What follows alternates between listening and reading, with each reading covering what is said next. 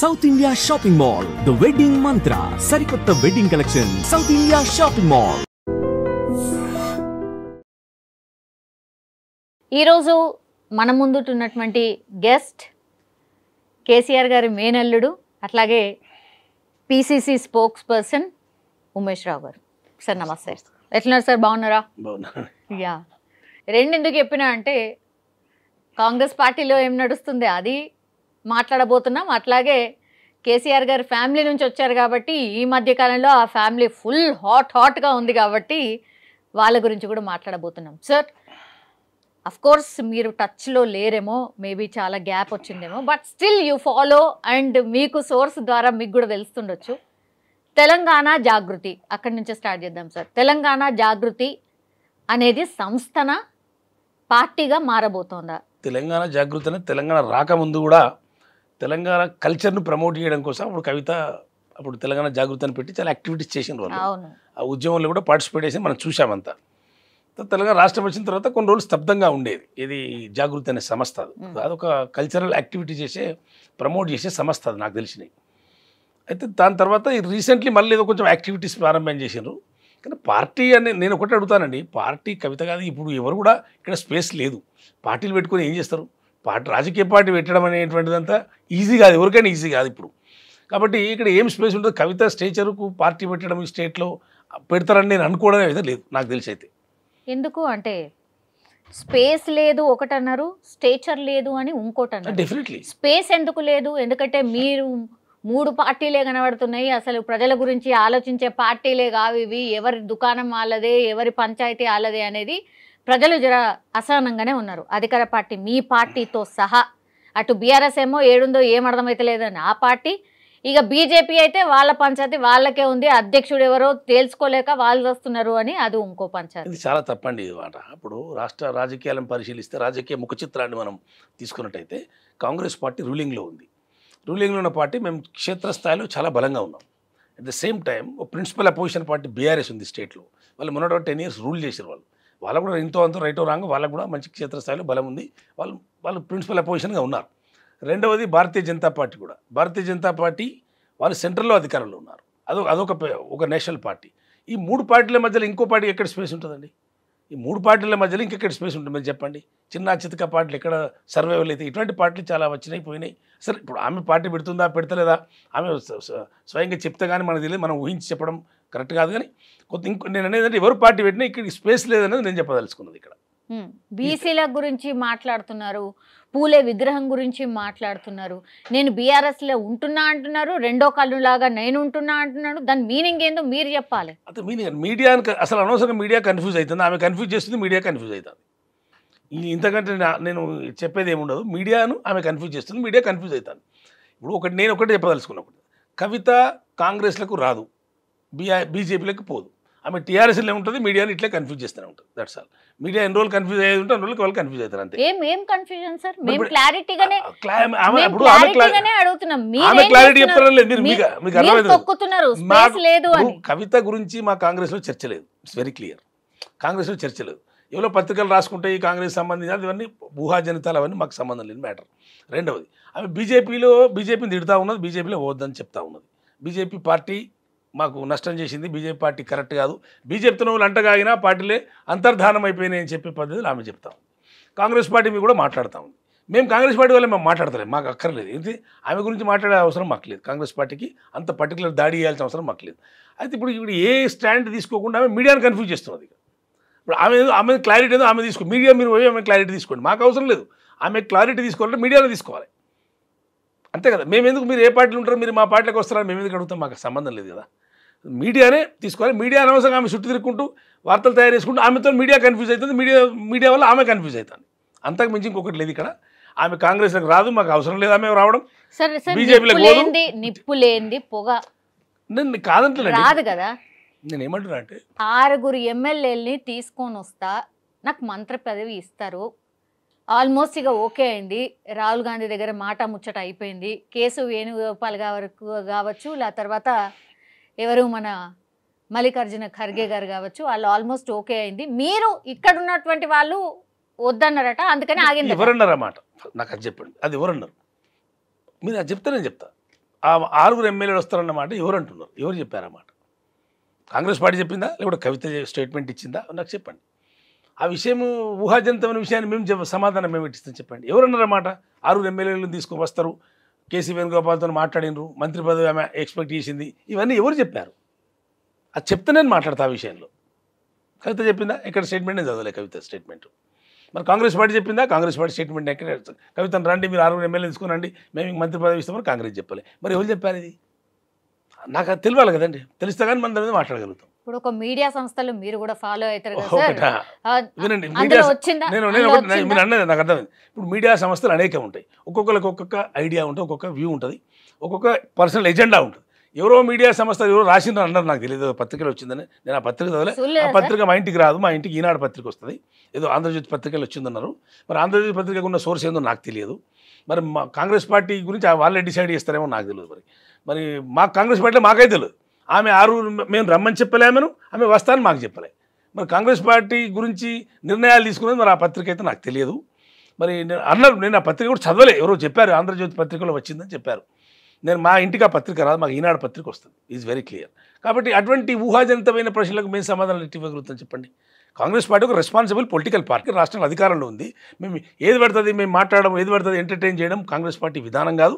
కవిత episode వాళ్ళు purely వాళ్ళ internal matter. అది TRS party internal matter. She's a TRS party MLC, ఆమె పార్టీ అధినేత కుమార్తె, వాళ్ళ ఇంటర్నల్ మ్యాటర్ అది. కాబట్టి ఆమె మమ్మల్ని ఏం విమర్శించలే. మాతో వాళ్ళకేం సంబంధం లేదు, మాకు వాళ్ళకేం పొత్తు కూడా లేదు మాకు ఈ రెండు పార్టీల మధ్యలో. మరి వాళ్ళ గురించి మేమేందుకు పట్టించుకుంటాం చెప్పండి. మా దగ్గరకు వచ్చినప్పుడు మా సమస్య అయినప్పుడు మేము దానికి స్పందిస్తాం. మేము పిలవలేదు, ఆమె వస్తానని మాకు చెప్పలేదు. It's very clear. మొన్న మీడియా సమావేశం మీరు చూసే ఉంటారు కదా, తెలంగాణ జాగృతి ఆఫీస్ స్టార్టింగ్ అయిన రోజు మీరు ఏం చేసిండ్రని, అసలు కాంగ్రెస్ పార్టీ ఏం చేస్తుంది అని, సీఎం హోదాలో ఉన్నటువంటి వ్యక్తి అసలు సీఎం హోదాలాగా అసలు వ్యవహరిస్తున్నాడా, ఇట్లాంటివన్నీ మాట్లాడుతూనే కాళేశ్వరానికి సంబంధించి విచారణలో భాగంగా మా నాన్నకి నోటీసులు ఇస్తారా, మా దేవుడికి నోటీసులు ఇస్తారా, తెలంగాణ జాతిపితకు నోటీసులు ఇస్తారా, ఇట్లాంటివి మాట్లాడిండ్రు. మీరు కూడా ఎందుకు ఇస్తున్నారు నోటీసులు? నేను ఒకటి తెలుసుకో, ఇప్పుడు కాంగ్రెస్ పార్టీ ఎట్లా వ్యవహారం చేయాలో, ఎట్లా రూల్ చేయాలో కవిత నుంచి అడిగి తీసుకోవాల్సిన అవసరం మాకు లేదు. కవిత మాకు అడ్వైజర్ కాదు, వెరీ క్లియర్. ఇప్పుడు నోటీసులు ఇచ్చారని అడిగారు అన్నారు. నోటీసులు ఇచ్చింది ఎవరు? కమిషన్ ఇచ్చింది. ఆ కమిషన్ అక్కడ అవకతవకలు జరిగినప్పుడు ప్రభుత్వం ఇవ్వలే నోటీస్. ప్రభుత్వం ఒక జ్యుడిషియల్ కమిషన్ వేసింది. ఆ కమిషను ఒక సంవత్సరం నుండి ఒక 100-200 మందిని విచారించిన తర్వాత వాళ్ళ నుంచి వచ్చే ఫీడ్బ్యాక్ను బట్టి వారు ఎవరెవరిని విచారించాలనేది కమిషన్ నిర్ణయం చేసుకుంటుంది. కేసీఆర్ గారు మాజీ ముఖ్యమంత్రిగా పనిచేశారు కాబట్టి, అప్పుడు ఆ రోజు ముఖ్యమంత్రిగా ఉన్నారు కాబట్టి, హరీష్ రావు గారు ఇరిగేషన్ మినిస్టర్గా, ఈటల రాజేందర్ గారు ఫైనాన్స్ మినిస్టర్గా ఆ రోజుల్లో ఉన్నారు కాబట్టి, వాళ్ళని అడిగే కంటే ముందు 100 మందిని 200 మందిని విచారించిన తర్వాత వాళ్ళు ఒక నోటీస్ వాళ్ళకి ఇచ్చారు. ఈ నోటీస్ ఎందుకు ఇచ్చారు? విచారణలో భాగంగా వాళ్ళ నుంచి కూడా సమాచారం సేకరించాలి కాబట్టి, ఆ కమిషన్ యొక్క డ్యూటీ కాబట్టి వాళ్ళు విచారణ కోసం కమిషన్ వాళ్ళకు నోటీస్ సర్వ్ చేసింది. నోటీస్ సర్వ్ చేయడం నేరం కాదు, నోటీస్ సర్వ్ చేయడం రాజకీయ దురుద్దేశం కాదు. అది నోటీస్ సర్వ్ చేసింది రాష్ట్ర ప్రభుత్వం కూడా కాదు, అది రాష్ట్ర ప్రభుత్వం నియమించిన జ్యుడిషియల్ కమిషన్. ఇది బాగా అర్థం చేసుకోవాలి. చాలామంది ఏంటంటే ఏది అర్థం చేసుకోకుండా, ఏది మాట్లాడకుండా, ఏది పడుతుంది మాట్లాడతారు. ఇక్కడ మా ప్రభుత్వ అధినేతలకు ఏ రకమైనటువంటి కక్ష కానీ, ఎవరిని వేధించాలనే ఉద్దేశం కానీ అటువంటిది ఏమి ఉండదు. మేము వేసింది జ్యుడిషియల్ కమిషన్ అండి, విచారణ కమిషన్ వేసాం. విచారణ కమిషన్ ఎవరిని విచారించాలని వాళ్ళు నిర్ణయం చేస్తారు. అది నిర్ణయం చేసి ఒక నివేదిక తయారు చేసి మా ప్రభుత్వానికి ఇస్తే అప్పుడు మేము చర్యలు తీసుకుంటాం. తప్పులు ఎక్కడ తెలిస్తే అక్కడ చర్యలు తీసుకుంటాం తప్ప రాజకీయ దురుద్దేశాలు ఉండవు. దీనిలో ధర్నాలు చేయవలసిన పని లేదు, ఆ ధర్నాలతో అవసరం లేదు. సమాధానం కేసీఆర్ గారు ఇస్తారు నేను అనుకుంటున్నా. ఆయన సమాధానం తప్పకుండా ఇస్తాడు. తప్ప కమిషన్ అయినా గౌరవించడా? చట్టం కేసీఆర్ గారు తెలియదా, హరీష్ రావుకు తెలియదా? వాళ్ళు డెఫినెట్ వాళ్ళు ఇవ్వాల్సిందే కదా. జ్యుడిషియల్ కమిషన్ ఇచ్చిన ఏది నోటీస్కు జవాబిచ్చే బాధ్యత వాళ్ళ మీద ఉంది కదా, తప్పకుండా వాళ్ళు ఇస్తారని నేను అనుకుంటున్నా. వాళ్ళ సమయం కూడా అడిగారని తెలిసింది. డెఫినెట్ వాళ్ళు ఇస్తారు. అప్పుడు కమిషన్ నిర్ణయం చేస్తే వాళ్ళ సమాచారాన్ని అడిగి, కమిషన్ అడిగింది ఏంది, వాళ్ళు సమాచారం ఇచ్చింది అనేది కమిషన్ నిర్ణయిస్తుంది. అన్నీ మన యూట్యూబ్లలోనో లేకుంటే ఇంకెక్కడో నిర్ణయించేది కాదు.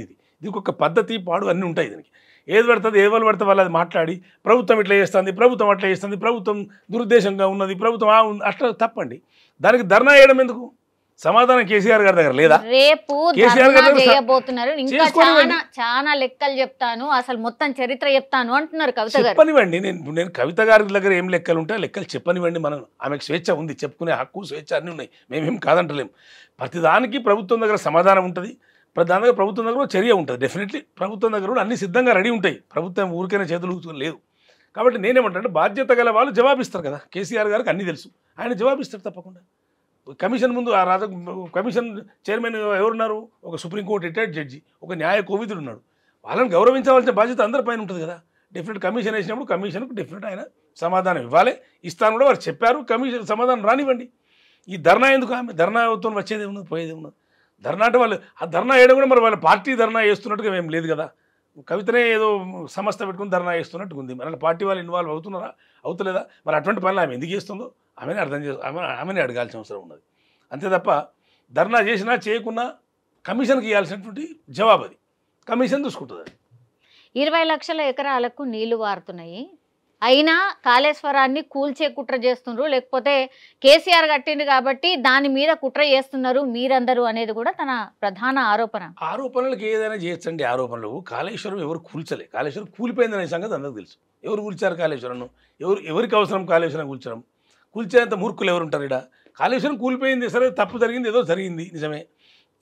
కూలిపోయినప్పుడు దాన్ని రెస్టోర్ చేసుకోవాలి, దాన్ని తిరిగి మళ్ళీ పునరుద్ధరించాలి. 20 లక్షల నీళ్ళు కాబట్టి 40 లక్షల నీళ్ళు ఇచ్చుకోవాలి. ఆ బాధ్యత ప్రభుత్వం పైన ఉంది. కాంగ్రెస్ ప్రభుత్వం చర్యలు తీసుకుంటా ఉంది కదా. ఎన్డీఎస్ఏ రిపోర్ట్ తీసుకున్నది, మొత్తం మా ఇరిగేషన్ మినిస్టర్ గారు ఆ పనిలో ఉన్నారు. కాళేశ్వరం పునరుద్ధరించడం జరుగుతుంది, కాళేశ్వరం ద్వారా నీళ్లు ఇవ్వడం కూడా జరుగుతుంది. ప్రభుత్వం యొక్క బాధ్యత కదా అది. అది వ్యక్తుల కోసం చేసింది కాదు కదా. రేపు తెల్లారి మిగతా పిల్లర్స్ కూలిపోవు అనేది అసలు ఉందా సార్? గ్యారంటీ ఉందా? ఇప్పుడు ఒకటండి, అంత టెక్నికల్ మ్యాటర్ అది. అది రాజకీయంగా వ్యాఖ్యలు చేస్తే కూలిపోయినట్టు, రాజకీయ వ్యాఖ్యలు చేస్తే కూలిపోతుంది అంటే కూలిపోతుంది, నిలబడదని కాదు. అక్కడ టెక్నికల్గా ఏముందనేది టెక్నికల్ సంస్థ ఎన్డీఎస్ఏ ఉంది, వాళ్ళు పరీక్షలు చేస్తున్నారు. దాని రకరకాల పరీక్షలు చేయాలనేటువంటి ఒక రిపోర్ట్ కూడా వచ్చింది మొన్న. ఆ పరీక్షలు నిర్వహించిన తర్వాత కూలుతుందా, సరిగా నిలబడి ఉంటాయా అనేటువంటి విషయం సాంకేతిక పరంగా ఏం జరుగుతున్నది వాళ్ళు నిర్ణయం చేయాలి. నిర్ధారణ చేయకముందే దీన్ని ఎక్కువ రాజకీయం చేయడం కరెక్ట్ కాదు. ఆ నిర్ధారణ జరగాలి కదా. మిగతా పిల్లలు ఉన్నాయి, 3 బరాజులు ఉన్నాయి. అవి 3 బరాజులలో మరి ఇంకా మిగతా 2 బరాజుల యొక్క కండిషన్ ఏంది? ఇవన్నీ ఎన్డీఎస్సీ టెక్నికల్ టీం కదా చూసేది. మన రాజకీయ నాయకులు కూలుతుందంటే కూలుతుంది, ఉంటుందంటే ఉంటుంది, పోతుందంటే పోతుంది అటువంటిది కాదు కదా అనేది నేను చెప్పదలుచుకున్నాను. ఇప్పుడు తను బీఆర్ఎస్ పార్టీని నేను ఇంకో 2 కళ్ళలాగా, నా కన్ను కూడా ఒకటి ఉంటుంది, ఒక కన్నేమో బీఆర్ఎస్ అయితే ఇంకో కన్నేమో తెలంగాణ జాగృతి అంటున్నారు సార్. ఎందుకని చీలికి వచ్చింది? ఆల్మోస్ట్ అంటే బీఆర్ఎస్ ను చీలికి వచ్చింది అనేది కూడా ఒక చర్చ అయితే నడుస్తుంది సార్.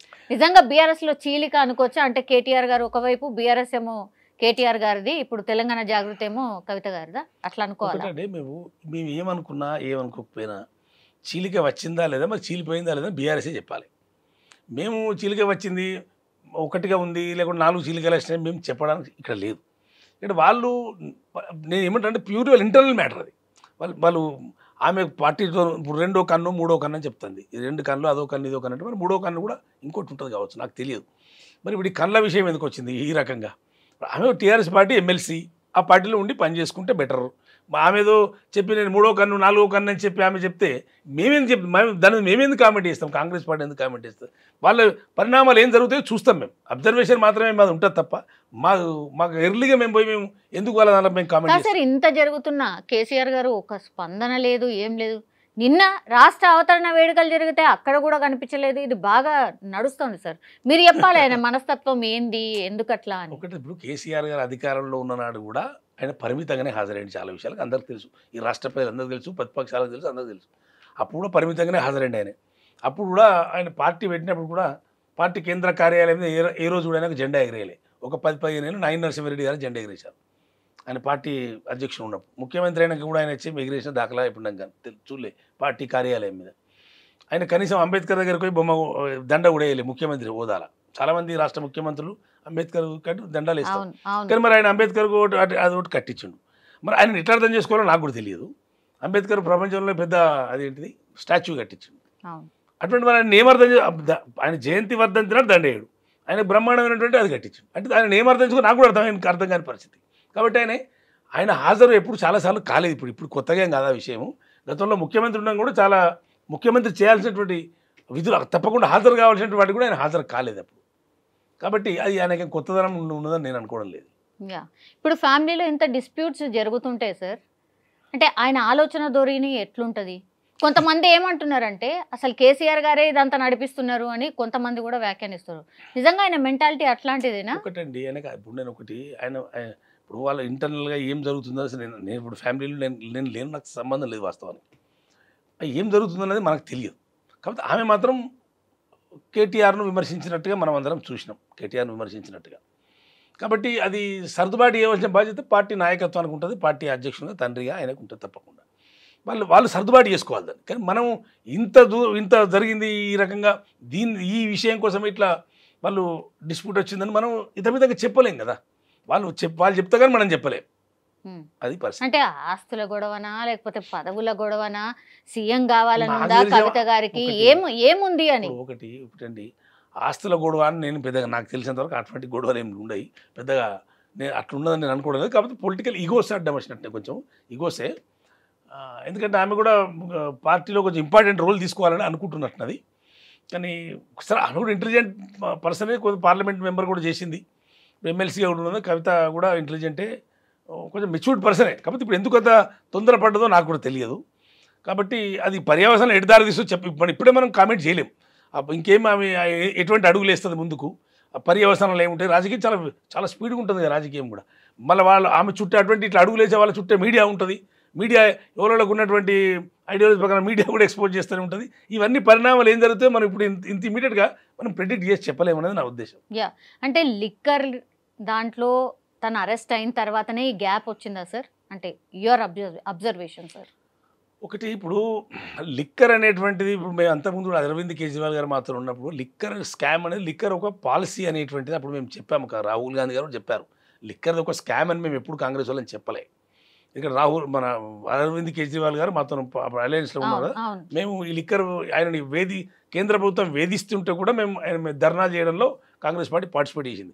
లిక్కర్ స్కామ్ అని మేము ఏమి అనుకోలే. లిక్కర్ అది ఇతమితంగా అసలు స్కామ్ ఏమున్నది దానిలో ఎక్కడ ఇంతవరకు ఏం రాలేదు బయటకు, ఎక్కడేమి సీజ్ కాలేదు, ఎక్కడేమి ఎవరికేం జరగలేదు. కాబట్టి కేసులు పెట్టి మాత్రం జైల్లో పెట్టిన అందరినీ. మరి ఆ తర్వాత ఏమైంది? మరి బీజేపీ జవాబు చెప్పాలి. స్కామ్ జరిగిందా లేదా కాంగ్రెస్ కాదు జవాబు చెప్పేది, బీజేపీ చెప్పాలి. కాబట్టి వాళ్ళని మాత్రం జైలు వేసారు. అరవింద్ కేజ్రీవాల్ వేసినారు, అక్కడ మనీష్ సిసోడియా వేసినారు. వాళ్ళ ప్రభుత్వం పోవడానికి కారణం కూడా బీజేపీ ఈ బదనాంతోనే వాళ్ళ ప్రభుత్వం పోయింది. కాబట్టి ఇక్కడ కూడా అదే జరిగింది. అది వల్ల బదనాం డెఫినెట్ ఎఫెక్ట్ పడుతుంది కదండి, తప్పకుండా ఎఫెక్ట్ పడుతుంది. ఇక్కడ కూడా అదే జరిగింది. బీజేపీ వాళ్ళు ఎంత చేయాలో అంత చేయగలిగినారు వాళ్ళు, నో డౌట్. కాబట్టి ఆ ఎఫెక్ట్ కూడా వాళ్ళకి పడ్డది. బదనామైనప్పుడు జనం అంత డీప్గా పోయి ఇన్వెస్టిగేషన్ ప్రజలు చేయరు కదా. కాకపోతే బదనాం అయితే బ్రహ్మాండంగా మీడియా ద్వారా బీజేపీ వాళ్ళు మొత్తం ప్రొపగండా వేసేసారు. వాళ్ళు బీజేపీ చాలా ప్రొపగండా ప్రొపగండా వేసిన ఓటమి కారణమైనరు. మరి అదేందో లిక్కర్ స్కామ్ ఏందో మరి తీసి బయట పెట్టచ్చు కదా పూర్తి స్థాయిలో. జైల్లో వేసి వదిలేసి బెయిల్ వచ్చినాయి పెట్టున్నారు. మరి ఏంది స్కామ్ ఏంది? ఆ బాధ్యత బీజేపీ మీద ఉంది కదా, అది కాంగ్రెస్ పార్టీ బాధ్యత కాదు కదా, బీజేపీ బాధ్యత. కాబట్టి బీజేపీ ఆడే గేమ్లన్నీ కూడా దానివల్ల చాలామందికి నష్టాలు జరిగినాయి, కాంగ్రెస్ వాళ్ళు కూడా నష్టాలు జరిగినాయి. ఢిల్లీలో కూడా మాకు కూడా నష్టం జరిగింది బీజేపీ యొక్క ప్రవర్తన వల్ల. దారుణంగా ప్రవర్తించింది బీజేపీ. చాలా రాష్ట్రాల్లో కూడా ఎన్ని రాష్ట్రాలు నార్త్ స్టేట్లలో ఎన్నిసార్లు కాంగ్రెస్ పార్టీకి నష్టం చేసింది బీజేపీ. నేషనల్గా రావడానికి ఒక కేసు పనికి మాలిన కేసు తీసుకొచ్చి మమ్మల్ని సోనియా గాంధీ గారిని, రాహుల్ గాంధీ గారిని వాళ్ళు ఏం బదనాలు చేస్తే దేశ ప్రజలు నమ్మరు, అది వేరనుకోండి.కపోతే వాళ్ళని కూడా వేధించాలంటే దుర్మార్గమైన ఆలోచనతో బీజేపీ మొదలుస్తుంది. ఏజెన్సీలను, ఈ ఇన్వెస్టిగేషన్ ఏజెన్సీలను వాడుకుంటూ ప్రత్యర్థులను, రాజకీయ ప్రత్యర్థులను దెబ్బతీసే కార్యక్రమంలో బీజేపీ ఉందనే విషయం ఈ దేశ ప్రజలకు 10-12 సంవత్సరాల నుండి తెలుసు. It's very clear. వాళ్ళు ఎవరికి దాపరికం లేదు. సరే, అందులో వీళ్ళు కూడా బలి కావచ్చు, టీఆర్ఎస్ వాళ్ళు కూడా బలి కావచ్చు, కాంగ్రెస్ వాళ్ళు కూడా అయితే దారుణమైన నష్టాలు జరిగినాయి ఈ బీజేపీ వల్ల. ఇది మాత్రం ఇంకోటి ఏంటంటే మీరే కవిత గారితోని ఒక ఏదో గేమ్ ఆడిపిస్తున్నారు. బికాస్ మీరు ప్రజలకు ఇచ్చిన హామీలు నెరవేరుస్తలేరు కదా, ఇంకా హైప్ చేస్తున్నారు. సో వాళ్ళు ఏదైతే అంటే మీరు ఏవైతే సంక్షేమ పథకాలు ఇవ్వలేకపోతున్నారో అట్లా కవిత గారిని అడ్డం పెట్టుకొని ఏదో చేస్తున్నారు అనేది కూడా ఒక విమర్శ. ఒక్కటి నేను చెప్తాను, మీరు బాగా వినండి. మీడియా చాలా మంది వినాలి. మీడియా ఊహించినట్టుగా కవిత అంత పెద్ద మనిషి కాదండి. కవితను అడ్డం పెట్టుకొని కాంగ్రెస్ పార్టీ బతికేది ఏముంటుందండి? కవితను అడ్డం పెట్టుకుంటే ప్రజలంతా విషయాలన్నీ మర్చిపోయి అది అయిపోతుంది. కవిత రాజకీయం ఏమున్నది ఇక్కడ? కవిత రాజకీయం మీడియా హైప్ చేస్తుంది తప్ప కవిత ఏంది ఇక్కడ? కవిత నథింగ్, ఏమున్నది? కవిత ఇష్యూ ఏంటి? కవిత ఇష్యూ ఏందండి ఇక్కడ? టీఆర్ఎస్ కాదు ఇష్యూ కవిత, కాంగ్రెస్ కాదు, నా బీజేపీ కాదు. ఆమెనే తొందరపడి చేసుకుంటుంది అనేది నా అభిప్రాయం. కవిత ఇష్యూ ఏముంటుంది ఇక్కడ? కవిత గురించి కాంగ్రెస్ పార్టీ ఎందుకు ఆలోచిస్తుంది అంతగానం? అసలు అనవసరమైన చర్చ అయింది నాకు తెలిసి. అయితే ఇప్పుడు మీరు అడుగుతున్నారు కాబట్టి, నేను ఆ కుటుంబానికి చెందినటువంటి వాడిని కాబట్టి మీరు బాగా ఆసక్తితో అడుగుతున్నారు కాబట్టి నేను కూడా కొంత మీరు అడిగిన దానికి న్యాయం చేయాలని చెప్పి నేను కొంత మాట్లాడుతున్నా తప్ప నాకు కూడా అంత పెద్ద మాట్లాడాల్సిన ఆసక్తి లేదు. కవిత గురించి అంత చర్చ ఈ రాష్ట్రంలో అవసరం లేదని నా అభిప్రాయం.